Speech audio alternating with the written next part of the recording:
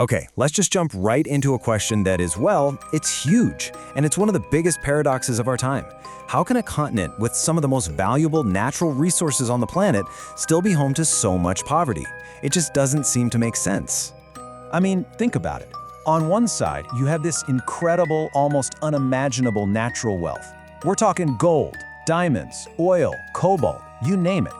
But on the other side, the reality for millions of people is a daily struggle. These two pictures, how do they even exist in the same place? So yeah, that's the big question, isn't it?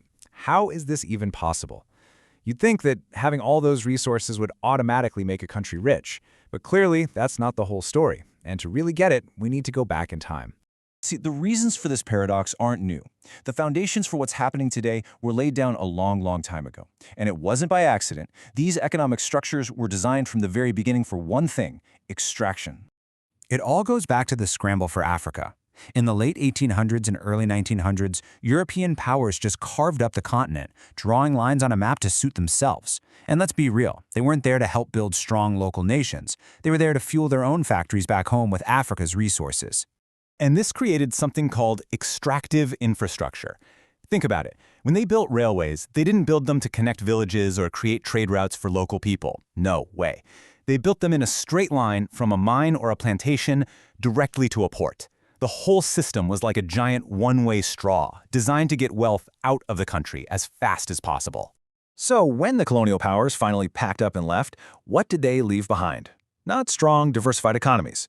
They left behind countries whose entire economic engine was designed to be drained from the outside. That was the starting line for these newly independent nations. Which brings us right up to today, because that old blueprint, that system of extraction, it didn't just magically disappear with independence. In a lot of places, it just changed its clothes. Just try to imagine this for a second. Your country is pulling in millions, sometimes billions of dollars from its resources.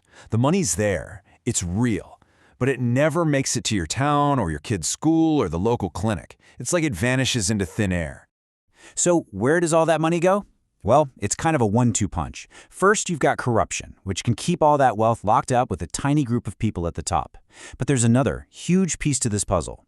Often, huge foreign companies still control the mines and the oil fields, and they take home the biggest slice of the pie. Very little is left for the communities who actually live there. Now, it would be so easy to just stop there and think, well, that's a hopeless situation. But that is not the full picture, not even close. Because right now, across the continent, a new story is being written. Some countries are looking at that old script and they're tearing it up. They're proving that there's another way.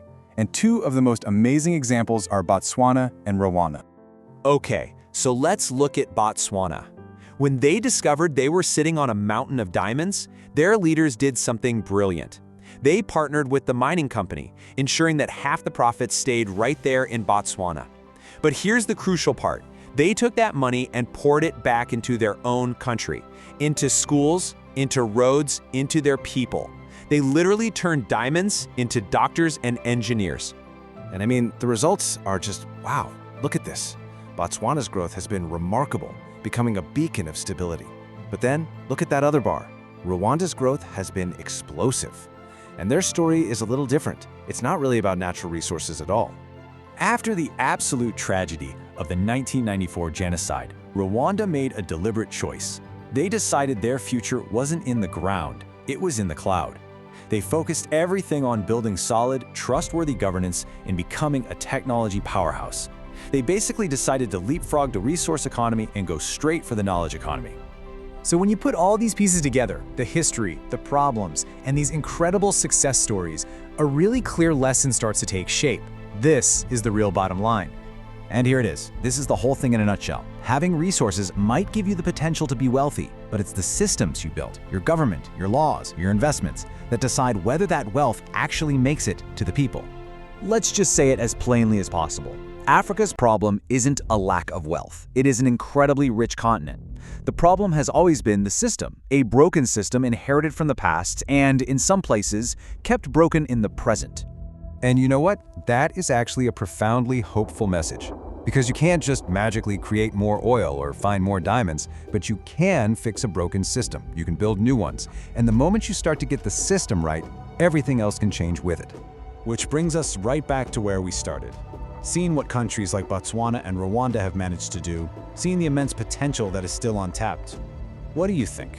Can Africa finally break the chains of its past and build the systems it needs to become one of the wealthiest continents on Earth? It's a question worth thinking about.